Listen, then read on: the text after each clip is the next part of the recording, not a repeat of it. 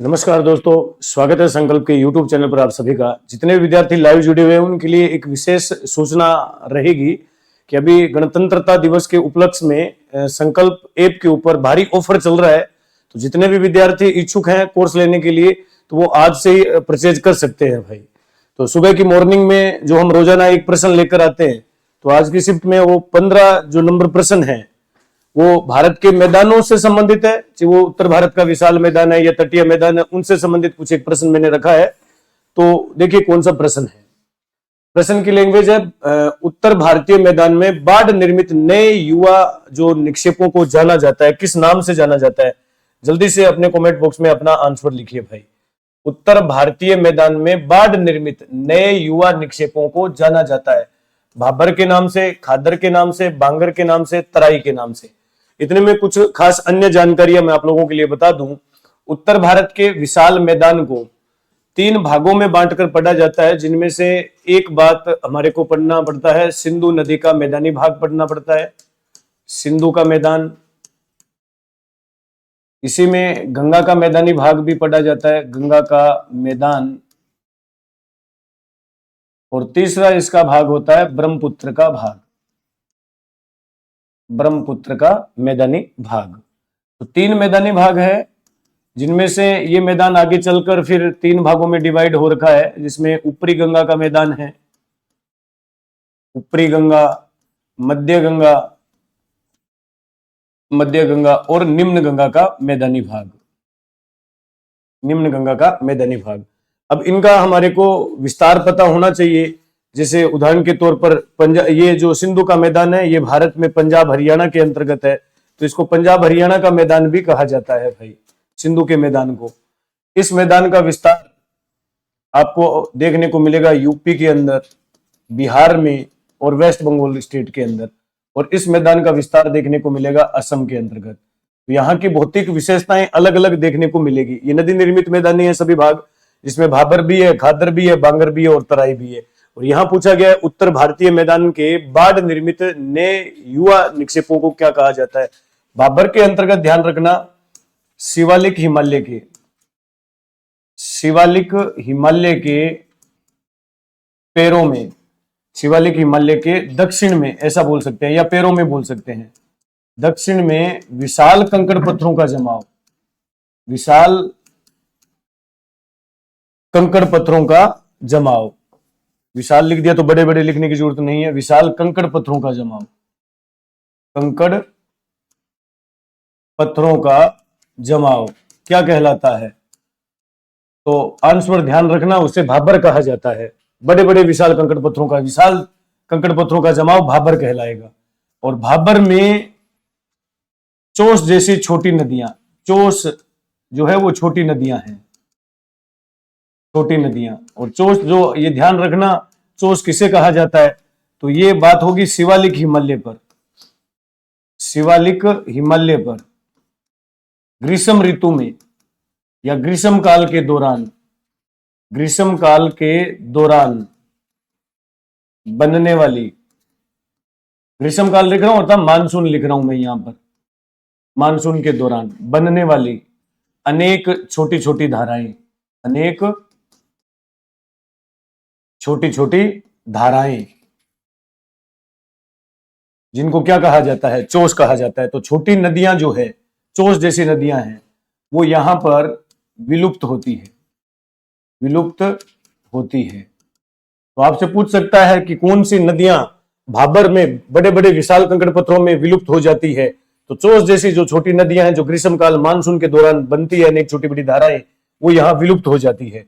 और जबकि बड़ी नदियां, बड़ी नदियां, और बड़ी नदियां जैसे गंगा है, सिंधु है ना, और ब्रह्मपुत्र है, ब्रह्मपुत्र जैसी बड़ी नदियां जो है वो अदृश्य हो जाती है, अदृश्य हो जाती है। तो बड़ी नदियां अदृश्य होती है, छोटी नदियां समाप्त हो जाती है। कहां समाप्त होती है, तो भाबर में। भाबर क्या है, भाबर विशाल कंकड़ पत्थरों का जमाव है जो शिवालिक हिमालय के दक्षिण में है, उसे भाबर कहा जाता है। उत्तर भारतीय मैदान में बाढ़ से निर्मित जो नए निक्षेप होते हैं उनको खादर कहा जाता है, अर्थात उनको नवीन जलोढ़क भी कहा जाता है। नवीन जलोढ़क मृदा को खादर कहा जाता है, जबकि पुरानी जलोढ़क मृदा को, पुरानी जलोढ़क मृदा को बांगर कहा गया है। तराई भाबर के दक्षिण में, भाबर के दक्षिण में बनने वाली दलदली नुमा भाग, दलदली नुमा भाग क्या कहलाता है? तराई कहलाता है। तो तराई में यह ध्यान रखना, बड़ी नदियां धरातल पर पुनः प्रकट होती है। तो धरातल पर बड़ी नदियां, जैसे वहां देखिए अदृश्य हुई थी गंगा, सिंधु, ब्रह्मपुत्र, वो प्रकट होती है तराई वाले क्षेत्रों में। यदि प्रश्न पूछा जा रहा है धरातल पर नदियां पुनः प्रकट कहां होती है, तो तराई में होती है। पुरानी जलोढ़क निक्षेप को क्या कहा जाता है? बांगर। नवीन को क्या कहा जाता है? खादर। भाबर क्या है? विशाल कंकड़ पत्थरों का जमाव है। इसके अलावा और भी देखिए, इसमें और भी यदि आपको जानकारी ध्यान रखनी है तो इसके अंतर्गत दुआब के बारे में ध्यान रखिए। उत्तर भारत के विशाल मैदान में ही है दुआब। दो नदियों के बीच का भाग, दो नदियों के बीच का भाग दुआब कहलाता है। बेट पंजाब हरियाणा में बाढ़ग्रस्त क्षेत्र बेट कहलाता है।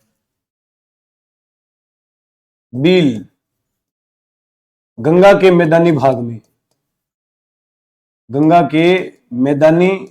में छोटे छोटे गड्ढों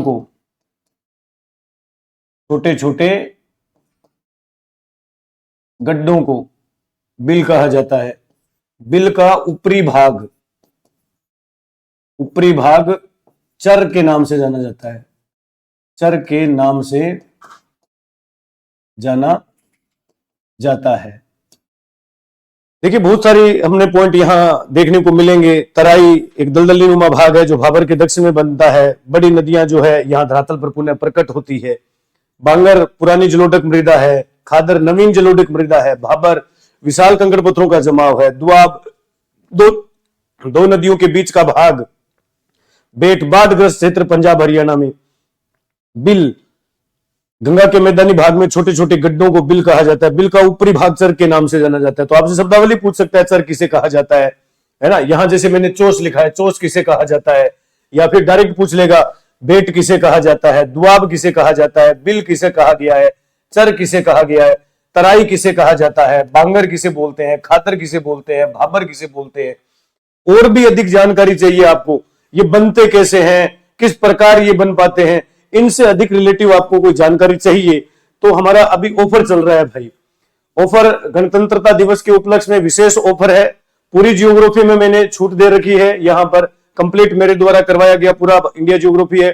टॉपिक वाइज उसमें टेस्ट सीरीज भी रखी है मैंने। पूरा रिकॉर्डेड बैच है पूरा का पूरा। आज ही परचेज कर सकते हैं 499 रुपए में। इसके अलावा 25% जो है गणतंत्रता दिवस के 26 जनवरी तक ये ऑफर रहेगा। हमारे ऑनलाइन और ऑफलाइन में 25% का डिस्काउंट मिल रहा है। फीस के अंदर कंसेक्शन मिल रहा है 26 जनवरी तक। तो आप परचेज कर सकते हो भाई। और अधिक जानकारी के लिए संपर्क कर सकते हो 8696972121 के ऊपर।